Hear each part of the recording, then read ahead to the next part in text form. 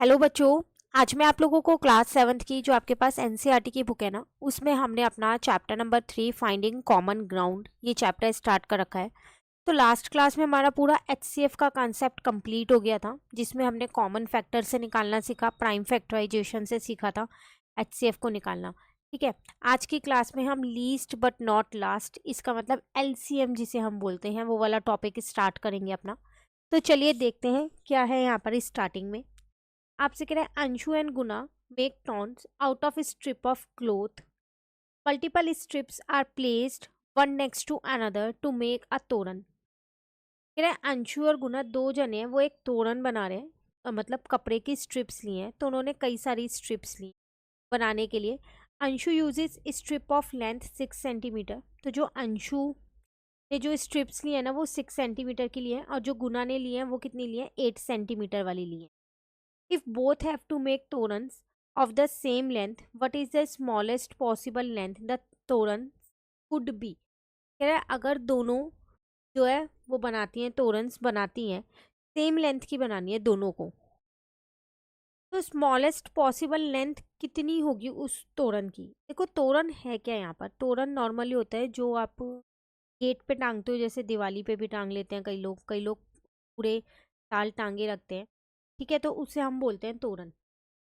तो आपको बताना है अगर दोनों सेम लेंथ की बनाएंगे, क्योंकि दोनों की स्ट्रिप्स की लेंथ तो अलग अलग है, 6 और 8 है।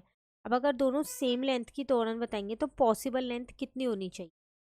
तो what is the length of the shortest toran that they can both make. तो शॉर्टेस्ट सबसे छोटी अगर उन्हें बनानी हो तो कितनी उसकी लेंथ होनी चाहिए। तो Anshu uses cloth strips of 6 centimetre each.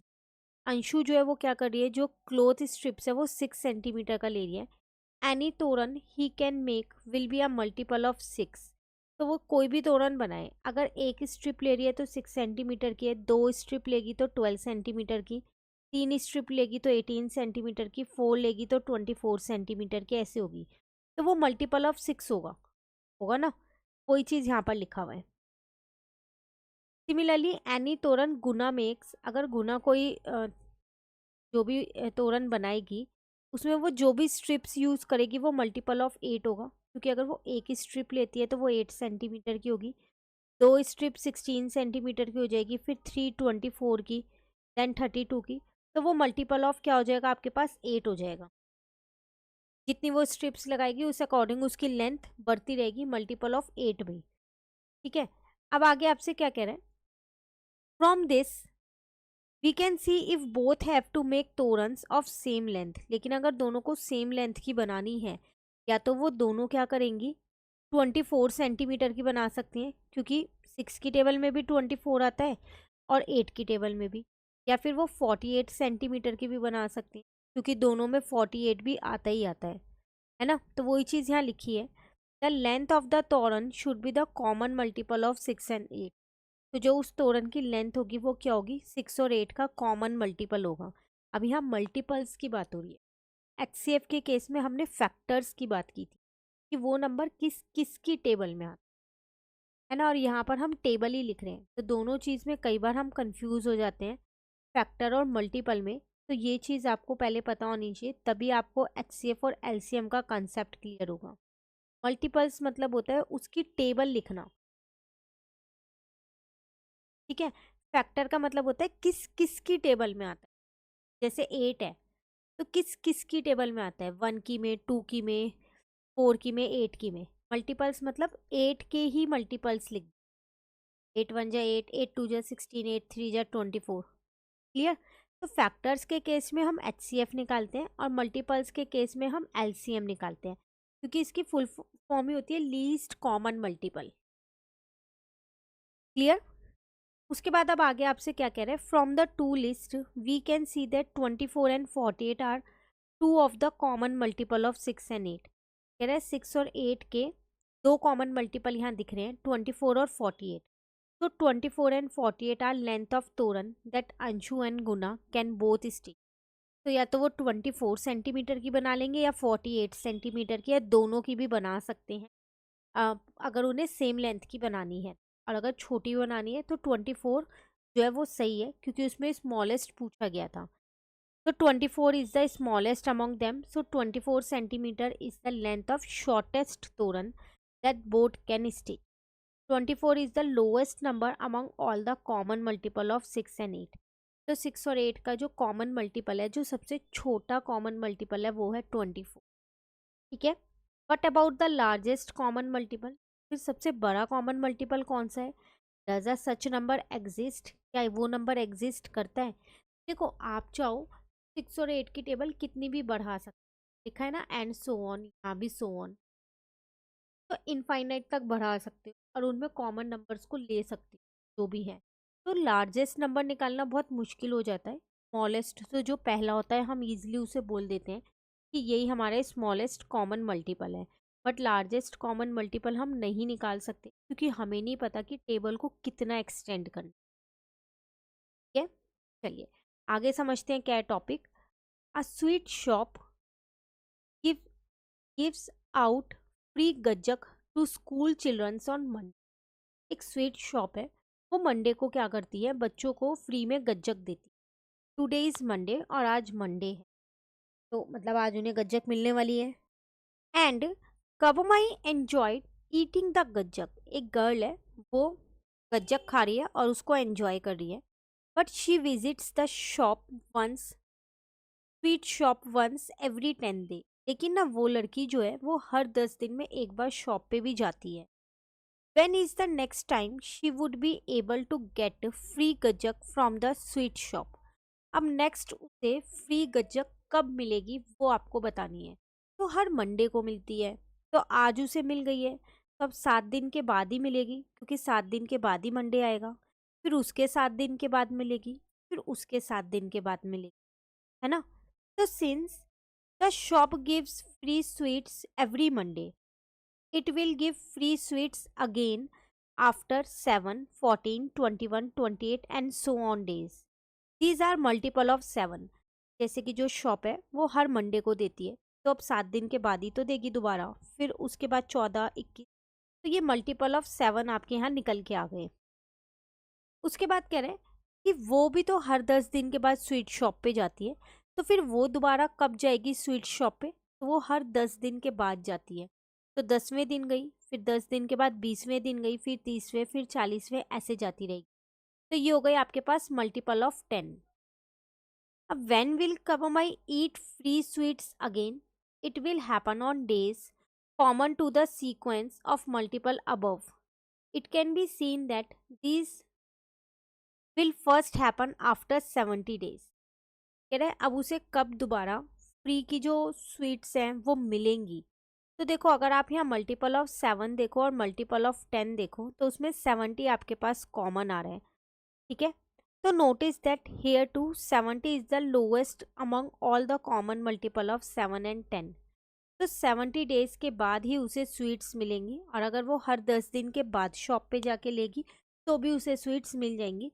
But यहाँ पर वो फ्री की बात कर रही है, तो फ्री की उसे कब मिलेगी? 70, और 70 ही 7 और 10 का क्या है? लोएस्ट कॉमन मल्टीपल है. क्लियर? उसके बाद यहाँ पर है for both this problem the solution was the lowest common multiple. The lowest common multiple that is LCM of 2 और more given number is the lowest of their common multiple. हमने दो problems की यहाँ पर, एक ये स्वीट्स वाली की और एक तोरन वाली. दोनों में हमने जाना कि हमने लोएस्ट कॉमन मल्टीपल लिया है. तो लोएस्ट कॉमन मल्टीपल का मतलब होता है एलसीएम, जो कि 2 या 2 से ज़्यादा नंबर में जो भी लोएस्ट उनका कॉमन मल्टीपल होता है उसको बोलते हैं. ठीक है. Now do you remember idli vada game from grade 6? आपको याद होगा चैप्टर नंबर 5 में आपने 6th क्लास में इडली वड़ा वाला एक गेम किया था. एक बार मैं जल्दी से ये गेम को रिकैप करा देती हूँ. जिन बच्चों ने नहीं किया वो भी, उन्हें भी आ जाएगा समझ. जिन्होंने किया है उनको एक बार अच्छे से रिवाइज हो जाए. देखो, इडली वड़ा वाले गेम में क्या था, यहाँ पर हम क्या करते थे, कई सारे बच्चे ग्रुप में बैठे हुए हैं, तो सब बच्चे एक एक नंबर बोल रहे हैं, जैसे 1 2 3 4 5 ऐसे लाइन से बोलते जा. तो जब 3 के मल्टीपल्स आएंगे ना तो आपको इडली बोलना है, जिसके ऊपर भी 3 का मल्टीपल आएगा. मतलब अगर जिसके पास भी 3 वाला नंबर आएगा वो 3 ना बोल के इडली बोलेगा.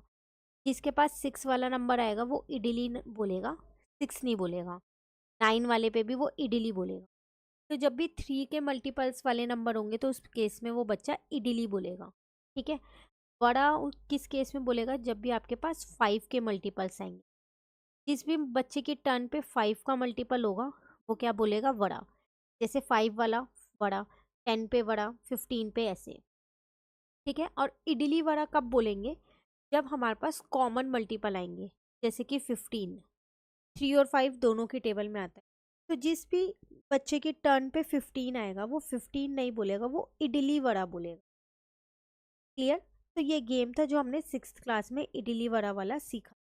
अब यहाँ आपसे क्या कह रहा है वो जानते हैं। 2 number are chosen and whenever player come to their multiple, idli और vada should be called out depending on whose multiple the number is. वही सेम चीज़ है जैसे मैंने यहाँ 3 और 5 का दिया, ऐसे ही आपको कोई भी 2 नंबर चूज कर लेने हैं और एक पे इडली एक पे वड़ा बोलना है और कॉमन वाले पे इडली वड़ा बोलना है। लिखा है if the number happens to be common multiple then idli vada should be called out. In each problem below, the two number corresponding to idli and vada are given. Find the first number for which idli vada will be called out. अब यहाँ 2 numbers they रखे हैं, आपको बताना है कि इडली वड़ा इनके कौन से नंबर पे बोला जाएगा। तो अगर मैं 4 के मल्टीपल देखूँ तो 4 1 जा 4, 4 2 जा 8 हो जाएगा, 4 3 जा 12 और 6 2 जा 12। तो 12 वाले नंबर पे यहाँ पर इडली वड़ा बोला जाएगा क्योंकि वो दोनों में कॉमन है। 7 और 11 के मल्टीपल्स देखूँ तो इनका कॉमन मल्टीपल मुझे सिर्फ एक ही मिलेगा 77 और कोई नहीं मिलेगा क्योंकि ये दोनों मेरे पास प्राइम नंबर है ना। तो इसमें कोई और कॉमन मल्टीपल नहीं आ सकता। तो का मतलब जब 77 वाला नंबर आएगा तब हम क्या बोलेंगे? इडली वड़ा बोलेंगे। क्लियर? उसके बाद 14 एंड 30 देखूँ तो अगर हम 14 के मल्टीपल्स देखें तो उनको लिखेंगे और उसके बाद हम 30 के मल्टीपल्स को लिख लेंगे। तो यहाँ कर लेते हैं। ये 14 के मल्टीपल्स मुझे लिखने पड़ेंगे और 30 के भी आप डायरेक्टली नहीं बता सकते कॉमन। 31 जा 30, 32 जा 60, 33 जा 90, 34 जा 120, 35 जा 150, देन 180 के बाद हमने यहाँ लिख लिया 210। ऐसे आगे और चलते रहेंगे। इसी तरीके से मैं क्या करती हूँ यहाँ 14 के मल्टीपल्स लिख ली। 14 1 जा 14, 14 2 जा हो जाएगा आपके पास 20, 14 आपके पास 42। जैसे ही कॉमन आएगा आपको सर्कल 14 4 जा आपके पास हो जाएगा 50, देन 14 आपके पास हो जाएगा 70, द कॉमन नहीं। 14 हो जाएगा आपके पास यहाँ पर 84, देन 14 7 जा आपके पास हो जाएगा 98, फिर आपके पास 14 8 जा हो जाएगा 112, 14 9 जा आपके पास हो जाएगा कितना 126, 14 10 जा 140 हो जाएगा आपके पास, देन 14 11 जा 154। अभी तक कॉमन नहीं आया है तो आप इडली वड़ा नहीं बोलोगे। 14 12 जो हो जाएगा 168। ठीक है ना। उसके बाद 14 13 जो हो जाएगा 182, देन 14 जो हो जाएगा आपके पास 196। उसके बाद 15 जो हो जाएगा 210 आ गया कॉमन। तो आप इडली वड़ा किस पे बोलोगे? 210 पे बोलोगे क्योंकि इन दोनों का लीस्ट कॉमन मल्टीपल है। क्लियर? उसके बाद है 15 एंड 55। अगेन इसको यहाँ पर लिख लेते हैं। तो 15 अगर मैं देखूँ 15 1 जा 15, 15 2 जा 30, 15 3 जा 45, 15 4 जा 6, देन 75 आ जाएगा आपके पास, देन 90 आ जाएगा। उसके बाद 105 आ जाएगा। ठीक है ना। उसके बाद 120 आ जाएगा, देन 135 आ जाएगा। उसके बाद 150 आ जाएगा। अभी यहाँ तक ही लिख देते हैं। 55 के अगर मैं देखूँ 55 1 जा 55 हो गया। ठीक है। उसके बाद 55 2 जा, इसको भी आगे तक लिखना पड़ेगा क्योंकि आसानी से नहीं निकलने वाला है। यहाँ पर 110 आ गया। 55 3 जा अगर हम यहाँ देखें तो 165 आ गया आपके पास। अब आप यहाँ इसको बढ़ाओ पहले, तो ये 15 11 जब 165 ही होता है। मिल गया ना। तो इसका मतलब यहाँ पर 165 पे आप इडली वड़ा बोलोगे। क्लियर। उसके बाद कह रहा है आपसे, is the answer always the LCM of two numbers. तो क्या जो ये आंसर है वो हमेशा एलसीएम है दो नंबर का। एलसीएम क्या है? लीस्ट कॉमन मल्टीपल, और ये भी तो वही है, लीस्ट कॉमन मल्टीपल। ठीक है ना। As in the case of HCF, the process of finding the LCM by listing down the multiples may get tedious for large numbers। कह रहे जैसे HCF में होता था, बड़े नंबर्स के लिए काफ़ी दिक्कत होती थी कॉमन फैक्टर्स को निकालना, तो उस केस में हमने प्राइम फैक्टराइजेशन का यूज़ किया। सेम LCM के केस में जैसे आपने अभी देखा, हमने यहाँ कितने सारे फैक्टर्स लिखे 14 के, तब जाके कॉमन आया, है ना। तो ये थोड़ा सा मुश्किल है ना। तो as you would have seen for question number C and D above, आपने सी और डी में देख ही लिया ये। तो prime factorization can simplify the process of finding the LCM as well. तो सेम जैसे हमने एचसीएफ के केस में किया, वैसे ही एलसीएम के केस में कर सकते हैं प्राइम फैक्टराइजेशन मेथड से, ताकि हमारा जो एलसीएम है वो इजीली निकल जाए बड़े नंबर्स में। How do we find LCM of two number using their prime factor. अब क्वेश्चन आता है कि प्राइम फैक्टर की हेल्प से कैसे हम दो नंबर्स का एलसीएम निकाल सकते हैं। अब यहाँ पर आपको वो टॉपिक ये पूरा यहाँ पर सिखाया गया है। तो चलिए देखते हैं अब कैसे हम प्राइम फैक्टराइजेशन की हेल्प से एलसीएम को निकाल सकते हैं, जैसे हमने एचसीएफ सीखा था। We have seen that every factor of a number is formed by taking a sub part of its prime factorisation. We use this fact to come up with a method to find the HCF of two numbers.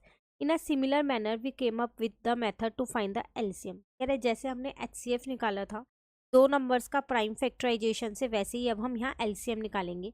We begin by comparing the prime factorization of a number and a multiple of that number. अब हम क्या करेंगे, prime factorisation और जो multiple of numbers हैं उन्हें compare करेंगे। Let us take 36 and its multiple 648। हम क्या करते हैं, दो नंबर लेते हैं, एक 36 लिया है, एक उसी का ही मल्टीपल लिया है 648। तो 36 के अगर प्राइम फैक्टराइजेशन से फैक्टर्स निकालूं तो ये आएंगे ऐसे। ठीक है, सेम 648 के निकालोगे तो आपके पास ये फैक्टर्स आ रहे हैं, या फिर आप उसे 36 इंटू 18 भी लिख सकते हो। ठीक है, वट डू यू नोटिस, आपने क्या नोटिस किया, we can see that the prime factor of a multiple contain the prime factor of the number along with some more prime factor. तो हमने ये नोटिस कि जो एक नंबर है, जो दूसरा नंबर है, उसमें वो वाला नंबर तो आ ही रहा है, उसके अलावा अदर नंबर आ रहे हैं। Will this happen every multiples, क्या ये हर एक के साथ होगा? ज़रूरी नहीं है कि हर एक के साथ कॉमन हो। जैसे 7 और 11 है, ये दोनों जो है मेरे प्राइम नंबर्स हैं, तो इनके कॉमन मल्टीपल्स आप ऐसे नहीं निकाल सकते ना। तो can this be use to find LCM, क्या इस केस में आप एलसीएम को फाइंड कर पाओगे? तो जो कॉमन मल्टीपल है आपको वो लेना पड़ेगा। 36 जैसे दोनों में कॉमन है, तो इनका लीस्ट कॉमन मल्टीपल 36 आ जाएगा। ठीक है, नाउ एक एग्जाम्पल दे रखा है, find the LCM of 14 and 35। अब बताओ 14 और 35 का अगर आप एलसीएम निकालो तो कैसे निकालोगे? तो 14 और 35 दोनों ही 7 की टेबल में आते हैं। तो मैंने यहाँ 14 के फैक्टर्स लिखे 2 इंटू 7, 35 के लिखे 5 इंटू 7। तो common multiple should contain each prime factor as sub part, 2 into 7 as a sub part and 5 into 7 as a sub part. For example 2 into 7 into 5 into 7 into 3 is a common multiple of 14 and 35। तो आपसे कह रहा है क्या ये common, ये भी एक कॉमन मल्टीपल है। अब आप सोच रहे होंगे ये कैसे कॉमन मल्टीपल है। तो देखो 2 इंटू 7 14 है, 5 इंटू 7 35 है। लेकिन अगर आप इनमें मल्टीपल्स देखो तो 2 इंटू 7 इंटू 3 अगर आप करते हो तो आपके पास कितना आ जाएगा, यहाँ पर 2 7 जब 14 हो गया। ठीक है, 14 इंटू में अगर आप 3 करते हो तो 42 है, पर वो 35 की टेबल में नहीं आता। तो आपको ऐसे पेयरिंग करनी है कि वो 35 की टेबल में भी आता हो। जैसे 2 इंटू 7 इंटू 5 ले लो आप, तो 70 हो जाएगा। ये 14 की टेबल में भी आता है, 35 की में। ऐसे ही आप क्या करो, 5 इंटू में 7 ले लो, 5 7 जो आपके पास कितना हो जाएगा, 5 इंटू में 7 ले लिया आपने, 35 हो गया। ठीक है, इंटू में 2 ले लो। तो दोनों केस में आप देख सकते हो कि 70 जो है वो हमारा कॉमन मल्टीपल बैठ रहा है। ऐसे अगर आप यहाँ पर देखो 2 × 2 × 5 × 7 × 7 × 11, अगर आप इनमें देखो तो ये एक अनदर कॉमन मल्टीपल है। कैसे? 2 जो 4 हो जाएगा आपके पास, 4 × 5 20 हो गया। ठीक है, देन आपके पास बचा 49 × 11। तो जब आप इस पूरे को देखोगे, सबको मल्टीप्लाई करोगे, तो आप ये देखोगे 14 से भी डिवाइड करोगे तो भी पूरा पूरा डिवाइड होगा वो, और 35 से करोगे तो भी। तो इन सबका अगर आप मल्टीप्लिकेशन देखो तो आपके पास ये क्या है, ये नंबर जो है ये दोनों की टेबल में आता है, तो ये भी एक कॉमन। मैं ये नहीं बोल रही कि ये लीस्ट कॉमन मल्टीपल, नहीं, ये एक कॉमन मल्टीपल है। जैसे ये सब मल्टीप्लाई करोगे तो एक कॉमन मल्टीपल निकलेगा। उसी तरीके से यहाँ कह रहा है 2 × 3 × 5 × 7, क्या ये भी एक कॉमन मल्टीपल है? तो आप अगर इनका इंटू देखते हो यहाँ पर, तो इनका इंटू आपके पास आ रहा है। अब 210 जो है वो आपके पास 35 की टेबल में भी आता है, ठीक है ना। और 210 जो है वो आपके पास किसकी, 14 की टेबल में भी आता है। अभी हमने पीछे ऊपर एक क्वेश्चन किया था, तो इसका मतलब 210 दोनों की टेबल में आता है, तो ये भी हमारा क्या है, common multiple. Least common multiple नहीं है, कॉमन मल्टीपल है। आगे जब आप टेबल्स को एक्सटेंड करते रहोगे तो उसमें कॉमन मल्टीपल, ठीक है। फिर आपसे क्या कह रहा है, what is the lowest among all common multiple. अब बात आती है लोएस्ट की। ये तो आपने चलो सारे कॉमन मल्टीपल्स निकाल दिए जो जो यहाँ लिखे हुए थे, जो कि लीस्ट कोई भी नहीं था। अब लोएस्ट कौन सा होगा वो आपको यहाँ पर बताना है। तो लोएस्ट कॉमन मल्टीपल उन्होंने बोला it is 2 × 5 × 7 that is 70 because 2 × 5 × 7 contain 14 as well as 35। तो 17 का वो कॉमन मल्टीपल है जो सबसे छोटा कॉमन मल्टीपल है, लीस्ट कॉमन मल्टीपल, क्योंकि 2 × 7 करोगे, 2 × 5 × 7 है, तो 2 × 7 करोगे 14, और 5 × 7 करोगे तो 35। तो इनका कॉमन मल्टीपल आ जाएगा 70, जो कि लीस्ट होगा। क्लियर? तो इसका एलसीएम हो गया वो 70। सिमिलरली एक और एग्जांपल दिया आपको, यहाँ पर एलसीएम निकालना था इन दोनों का, तो आपने प्राइम फैक्टराइजेशन से ये लिख दिए इसके फैक्टर्स, और 360 के लिख। Every common multiple should contain the prime factorisation factors of both 96 and 360 for the LCM. हर एक कॉमन मल्टीपल्स में क्या होता है, जो प्राइम फैक्टर्स होते हैं वही लिए जाते हैं, जैसे ऊपर लिए गए 2 3 5 7 यही लिए गए, तो इनमें भी वही लिए गए। अब एलसीएम के लिए क्या करेंगे, we will need the smallest such number.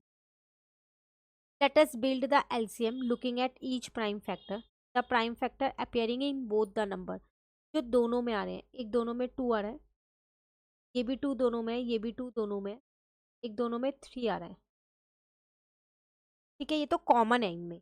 जो प्राइम फैक्टर है कौन कौन से है, 2 3 और 5, तीन ही नंबर हैं जो बार बार रिपीट हो रहे हैं। दोनों में यही हो रहा है ना, किसी में 7 11 तो नहीं है ना, वो वही बोल रहा है। The prime factor appearing in both the number are 2 3 and 5।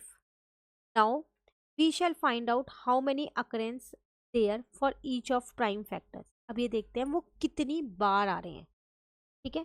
जैसे how many 2 should the LCM contain.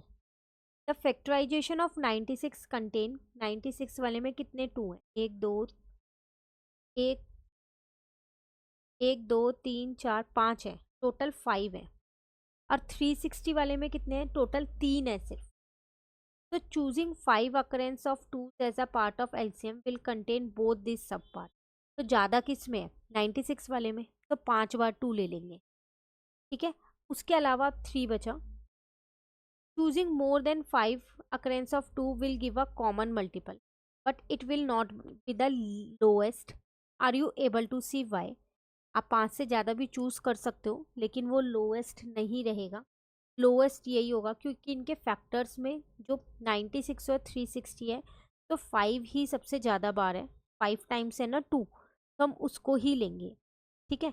अब 3 की बात करते हैं, 3 कितनी बार है, 360 में 2 बार है और 96 में 1 बार है, तो फिर हम 2 बार ले लेंगे, ठीक है। अकरेंस ऑफ 2, 3 2 बार ले लिया। अब 5 कितनी बार है, 5 सिर्फ एक ही बार है 360 में, 96 में 5 नहीं है, तो एक बार 5 ले लेंगे। तो इन दोनों का एलसीएम क्या हो जाएगा, 5 बार तो वो 2 हो गया, ठीक है। और उसके बाद 2 बार 3 था और एक बार 5 था। जो जितनी ज़्यादा बार आता है उतनी ज़्यादा बार हम लेते हैं। क्लियर? 5 बार यहाँ था, 3 बार यहाँ था, तो 5 बार लेंगे। 3 बार, दो बार 3 यहाँ था, 1 बार यहाँ था, तो 2 बार लेंगे। 5 एक था, 1 ले लेंगे।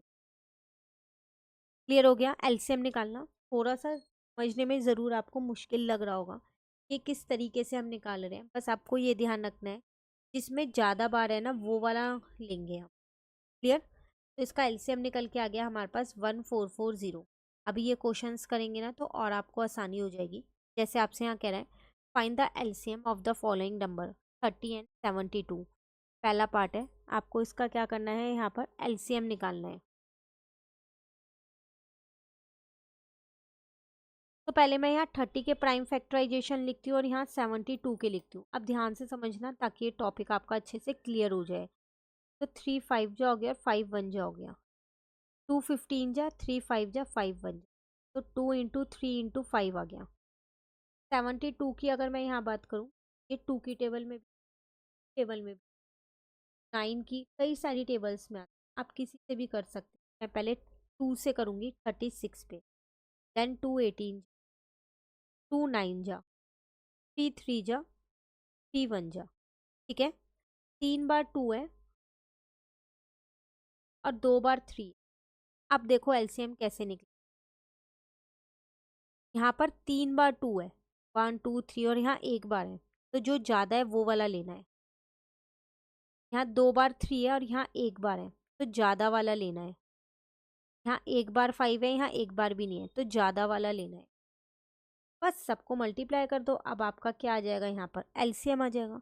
2 2 जा 4, 2 जा 8, 3 जा 9, 2 में 5 कर, तो 360 आपका इसका लीस्ट कॉमन मल्टीपल आ गया। आई होप अब आपको एलसीएम निकालना आ गया होगा। एक दो क्वेश्चन और कर लेते हैं, अभी 4 क्वेश्चन और अच्छे से। 36 एंड 54 है आपके पास।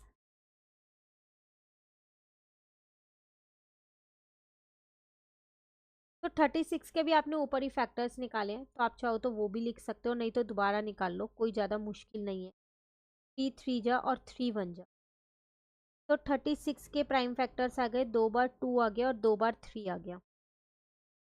54 अगेन 2 की टेबल में आता है, तो इजीली सॉल्व कर सकते हैं। 2 2 जा 4, 2 7 जा 14, 3 9 जा, 3 3 जा, 3 1 जा। एक ही बार 2 है, बट 3 जो है वो 3 बार है। अब एलसीएम देखो कैसे निकालेंगे। यहाँ 2 बार 2 है, यहाँ 1 बार है, तो ज़्यादा वाला लेंगे। यहाँ 2 बार 3 है और यहाँ 3 बार 3 है, तो ज़्यादा वाला लेंगे। ठीक है। नाउ एलसीएम कितना आ जाएगा, जब 4 हो गया, जब 9 या 27 हो गया, तो 27 को अगर मैं 4 से पास आंसर कितना, 108 आ गया। ये इनका लीस्ट कॉमन मल्टीपल है। क्लियर। अब सी पार्ट मैं करा दूँ, डी पार्ट आपके पास होमवर्क में है। सी पार्ट 3 डिजिट का है, तो उसको देखते हैं। 105, 195 और 65 है। 105 है, 195 है और 65 है। पर चेक कर लेते हैं। तो पहले 105 के फैक्टर्स निकालते हैं। देख के पता चल रहा है 5 की टेबल में भी जाता है, 3 की टेबल से भी जाता है, तो पहले 3 से कर देते हैं। 3 35 जा, देन 5 7 जा, 7 1 जा। 195 अगर आप देखो तो अगेन 3 की टेबल से भी जा रहा है, 5 की टेबल से भी जा रहा है। मैंने पहले 3 से ही डिवाइड कर दिया इसको 65 पे, अब 5 से डिवाइड किया है, और 13 ऐसी है क्योंकि वो प्राइम नंबर है। 65 5 की टेबल में 13 पे आता है, 13 1 जा 13, क्योंकि 13 प्राइम नंबर। नाउ 105 के प्राइम फैक्टर्स हो गए 3 इंटू 5 इंटू 7। 195 के प्राइम फैक्टर्स हो गए 3 इंटू 5 इंटू 13। एंड 65 के प्राइम फैक्टर्स हो गए 5 इंटू 13। अब एलसीएम कैसे निकालोगे, देखो पी यहाँ पर एक एक बार है, यहाँ एक बार भी नहीं है, तो ज़्यादा वाला ले लिया एक बार। 5 तीनों में एक एक बार है, तो एक बार ले लेंगे। 13 एक बार लेंगे, 7 एक बार लेंगे, है ना। आप सबको इंटू कर लो आप। 3 5 जो आपके पास 15 हो गया, 15 इंटू 13 इंटू 7 किया, तो 1365 इन तीनों का लीस्ट कॉमन मल्टीपल। क्लियर हो गया। अब डी पार्ट आपके पास होमवर्क में ट्राई करो जल्दी से और मुझे कमेंट करके बताओ कि इसका एलसीएम कितना आया। अब टॉपिक आपको ये ऊपर का पूरा क्लियर हो गया होगा कि हमने किस तरीके से निकाले एलसीएम। चलिए फिर भी कहीं डाउट हो पूछ लेना, अभी नेक्स्ट जो 3.3 वाला टॉपिक करेंगे उसमें मैं आपका वो डाउट क्लियर कर दूंगी। मिलते हैं नेक्स्ट क्लास में। Thank you.